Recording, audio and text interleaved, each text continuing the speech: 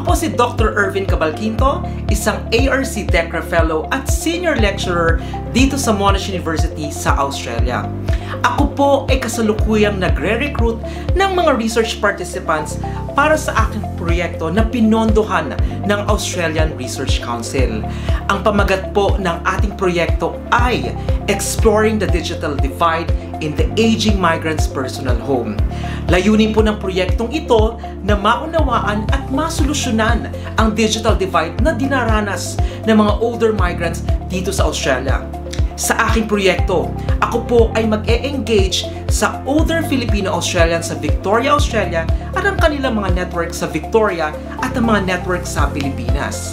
Sa pamamagitan po ng ganitong approach, mauunawaan natin ang pang-araw-araw na paggamit ng mga mobile devices, social media at mobile applications para sa pangkomunikasyong personal, pamilyal at even the community or social. May iba't ibang pong metodolohiya na isasagawa para sa proyektong ito at ako po ang magsasagawa ng mga metodolohiya. Ang una pong metodolohiya natin ay ang interview or panayam. Ang panayam po ay isasagawa sa inyong bahay sa oras na kayo ay komportable. Ang iba pang metodolohiya ay visual methods. Ang unang visual method ay ang photo elicitation.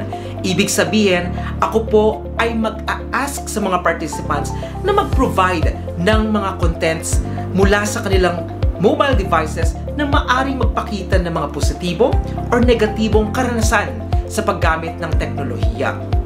Ang isa pang visual method ay ang recorded house tour, kung saan tayo ay nasa inyong bahay at ipapakita nyo po ang mga teknolohiyang ginagamit nyo sa pang-araw-araw sa bahay at ang mga infrastrukturang ginagamit para sa pangkomunikasyon.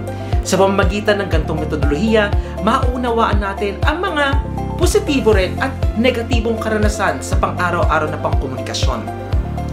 Bilang bahagi ng proyektong ito, ang mga participants ay makakatanggap ng mga vouchers.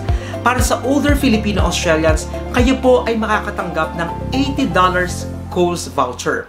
Ang inyo namang network sa Victoria ay makakatanggap ng $30 Coles voucher. At syempre, ang mga nasa Pilipinas ay makakatanggap ng 1,000 pesos SM gift voucher. Kung kayo po ay interesado or may kilala kayong interesado na mag-participate dito sa aking proyekto, pwede niyo po akong i-email sa aking university email sa ervin.cabalquinto@monash.edu o di kaya naman ako ay i-text or tawagan sa numerong 045-006-9961. Ako po ay nagpapasalamat in advance sa inyong suporta sa proyektong ito dahil ang proyektong ito ay matutulungan tayo na maunawaan at masolusyonan ang digital divide hindi lamang sa mga dinaranas sa mga older Filipino-Australians, ang kanilang mga network sa Victoria at sa Pilipinas, kundi sa pangkalahatang case ng mga older migrants sa Australia na gumagamit ng teknolohiya bilang bahagi ng kanilang personal, pamilyal at sosyal na pang-araw-araw na komunikasyon. Maraming salamat po.